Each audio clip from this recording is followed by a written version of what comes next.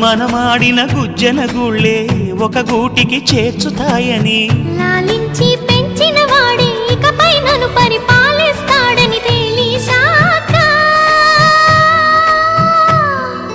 నువ్విక్కడుండి నేనక్కడుంటే నువ్విక్కడుండి నేనక్కడుంటే ఎంత కష్టం.